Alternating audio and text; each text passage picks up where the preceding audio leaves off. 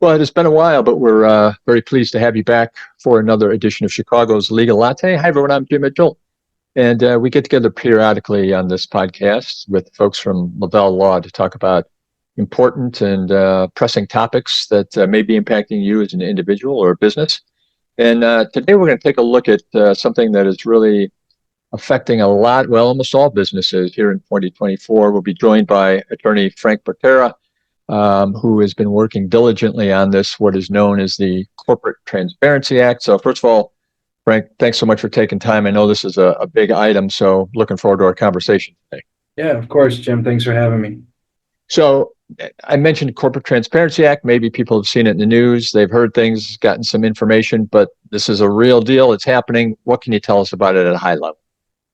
Yeah, the Corporate Transparency Act is here, as you mentioned. It's been all the buzz lately, really, ever since last fall. And the federal government was a little late with its guidance, but we finally got it. So as of January 1st, 2024, this law went into effect. And basically what it does is just starting to combat illicit activity, money laundering, tax fraud. It seems that a lot of other countries in the world have already been doing this sort of reporting, and the United States and the federal government are kind of just catching on now. Yeah, tell me a little bit more about that purpose. And you mentioned money laundering. What are we really trying to achieve or prevent with this law? Yeah, the kind of creation of shell companies in the U.S., no matter what state, that's what they're really trying to crack down on, and by them I mean the federal government. Okay. So by having a database, and we'll get into that, but having a database of each owner of these companies, it would assist them in their crime prevention and law enforcement as well. I think the initial reaction for people, some people I've talked to as well, say, well, I'm a small guy. It doesn't matter. I'm not going to be impacted by this. But I think when you get into things like moving money and shell corporations, it's sometimes those smaller companies that are really the ones that are, impacting that. So does this cover virtually any business in the U.S.? Yeah, it actually does. So by the letter of the law is any business entity that's registered with the Secretary of State. So it could be the Illinois Secretary of State, it could be the Delaware Division of Corporations, Wisconsin, Indiana, any state, and any company really. So any corporation, any LLC, any limited partnership as well. Not-for-profits too. There are some Okay. exemptions that we can talk about, but generally all companies that are registered with secretaries of state must file this beneficial ownership report.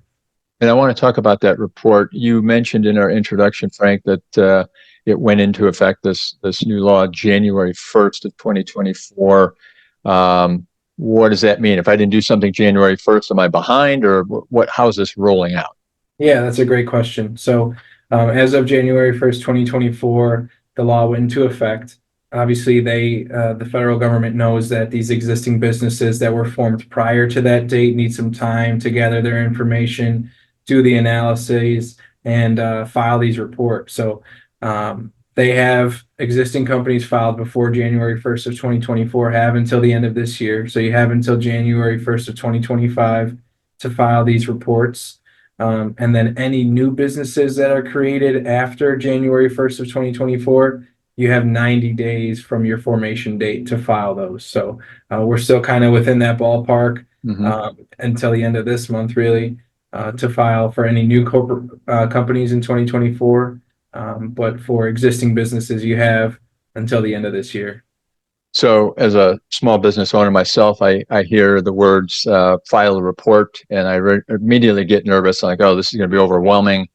What do I have to dig up? What does it really mean when you're talking in this instance about filing a report with the government? Yeah, it starts with kind of a couple step analysis, really. First, you have to figure out whether you're a reporting company at all. Okay. So one, of course, are you registered with the Secretary of State? That's kind of an easy one. And then the second one is, are you exempt from this filing? And there's a list of 23 exemptions. And the most common one really that we're finding is the large operating company exemption, and that is an exemption for those companies that have a physical office location or a physical, brick and mortar shop here in the U.S. somewhere, 20 or more employees, and then $5 million or more in revenue that was last reported. So that's part of a multi-pronged test. I think there's Right. 6 prongs altogether, but those are kind of the 3 main points of that large operating company exemption. There's also an exemption for 501(c)(3)s and other tax exempt organizations. So I mentioned earlier that not-for-profits could file, they could not be forced to file. If you are registered federally as a 501(c)(3) charity, you're exempt from this filing. And the general purpose of these exemptions are, does the federal government already know who you are, right? Got it. If you're a big company, you're doing a lot of revenue, you have a lot of employees, multiple locations, odds are the federal government knows who you are. If you're filing federally for tax exemption, they know who you are. Another one is, accounting firms or state licensed insurance brokers, um, professions that have already been registered or are heavily regulated by the federal government would be exempt from these. So, but it's best to, consult with an attorney and do your due diligence to make sure that you're not just thinking you're exempt when you're really not. Sure. So let's get into the nuts and bolts. I've seen some slides you've shared and presentations you've been doing, and I know you hosted some seminars and things. There are a couple of terms that come up: beneficial owner, and I think it's company applicants. Can you tell us what those are and how they impact what we're talking about today? Yeah, so once you do kind of figure out that you are a reporting company, your company is a reporting company, and you don't qualify, unfortunately, for any exemptions, you kind of have to go into the analysis of who is a beneficial owner. And it's kind of a 2-part test. By owner, by the common sense of the word, we know it to mean, equity ownership, right? Stocks, membership interests, partnership interests. Who is a beneficial owner? The term is for 25% or more of the outstanding ownership interest. So you could have, 4 owners that each own 25%, and each of those people would be beneficial owners. You could have, 10 owners that own 10%. They would not be beneficial owners under the first prong, but we get into the second prong, which is substantial control. A beneficial owner is also someone who exercises substantial control, and that's kind of a term of art under the act.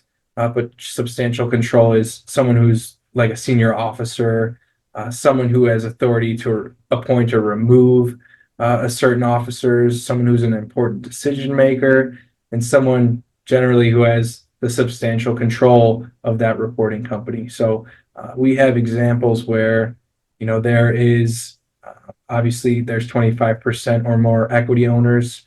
Those are going to be beneficial owners that we have to report. There's a president maybe that doesn't have any ownership interest, but they have substantial control. So we would have to report them their information as well. And when you talk about reporting, well, I guess let me not get ahead. Company applicants, I guess, was the other term that falls in there. Is that different, or how does that? So company applicants is different, and company applicants are only required for those companies that are organized after January 1st of 2024. So for those existing companies, not something necessarily that you have to worry about. But company applicants are those who kind of direct the filing with the Secretary of State. So if you hire an attorney, you hire Lavelle Law, and we form your new LLC or corporation with the Secretary of State. And I file that for you. I would be a direct filer. There can be no more than 2 company applicants. So I would be a company applicant by way of directly filing the formation document. The other person of the company applicant would be that person who directed or controlled that filing. So kind of the organizer, and that would generally be our client. So for company applicants, it would be kind of anyone who's directing the filing, anyone who's in control of that organization document. And I think that the federal government isn't making companies organized prior to this year do that because, if they're 30, 40-year-old companies, who was that person that really formed the company at the inception? It's going to be tough to track them down. We're talking with Frank Portera today of Lavelle Law, and we're going to try and squeeze a few more questions in here, but obviously we won't get to everything we want to talk about with the Corporate Transparency Act. We'll get some contact information, Frank, before we let him go. But the form itself, the filing, is that a complex process? Yeah, it can be, especially if you have a unique situation where you have to do that analysis of who are the beneficial owners. In our practice, it's always better to over disclose and not kind of guess and under Hmm. disclose and run into problems later. So if you think that you're running up against that substantial control definition and you have an officer that you think sometimes they exercise substantial control, but sometimes they don't, or you have a director that does or does not, it's probably best to consult with an attorney and get their take on it. It's tough to also wrangle all the information together as well that you need to upload to the secure website with FinCEN, the agency of the U.S. Department of Treasury. So while this is just a one-time filing until any information changes, it is a hefty filing and it is something not to take lightly. So yeah, so you just mentioned what that was my next question. Is this something ongoing, or once you do it, you're set? Mhm. Yeah, so unlike, your regular run-of-the-mill Secretary of State annual reports, this is Hmm. just a one-time filing. They just want to get all the beneficial owners for each company on record in their database. And that is until, some kind of ownership information changes. So maybe a new officer is appointed. At that point, you would have to go in and correct or update the prior report. Say some stock is sold and a 25% owner is changed, at that point you would go and change it as well. If a company becomes exempt down the road, maybe they become a large operating company down the road, you Hmm. would go in at that point and file a change to show that you are now exempt from this report. You mentioned that most companies have the year to get this done. What's the consequence of not complying? Yeah, there's some pretty scary fines that the U.S. Department of Treasury has laid down in their guidance. Civil penalties in the amount of $500 per day for noncompliance, and then possible criminal fines up to $10,000 and 2 years imprisonment. So sounds pretty scary. So it's definitely something to put on your radar while you have time, and consult with professionals to get it done. All right, two things before I let you go. The first is the federal government, are they sharing information? Is there a place people can go just if they want to read and take a look at what all this is about before they jump in? Yeah, there's some guidance, some small business compliance guides that you can search on the U.S. Department and FinCEN's website. It kind of goes through step-by-step guides of what the report is and how to file it, and the exemptions are listed there as well with explanations and even illustrations of the analysis that we were talking about who is a beneficial owner, what does substantial control mean. So those small business entity compliance guides are really good resources. Good resource, but I know frequently a lot of us look at those and still a little hesitant. So I think that's where we turn to you, Frank, and say, all right, what can you do to help me? What does that look like if I call up Lavelle Law and say I want to get Yeah. this done right? Yeah, of course. We, as always, offer 1 hour free initial consultations with no obligation. So we would be happy to speak with anybody that hears or watches this video cast and help you with your analysis and how to get this beneficial ownership report filed on time. We are going to offer this report service for a flat fee of $149. There is no filing fee to the U.S. federal government, but our flat fee of $149 would be charged after we file that for you. If any updates are needed, we would charge that Sure. $149 maybe a couple of years down the road as well. Okay. And how do they get a hold of you, Frank, particularly if they want to have a further Yeah, conversation? of course. Yeah, you can call our office. Our main number is 847-705-7555. You can visit us at lavellelaw.com or email me at fportera@lavellelaw.com.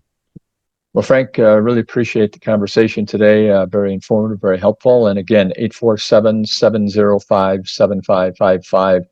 Talk to Frank or get in touch with anybody at Lavelle Law to direct you on the right path here. So, Frank, appreciate it very much. Look forward to talking to you again soon. Great. Thank you, Jim.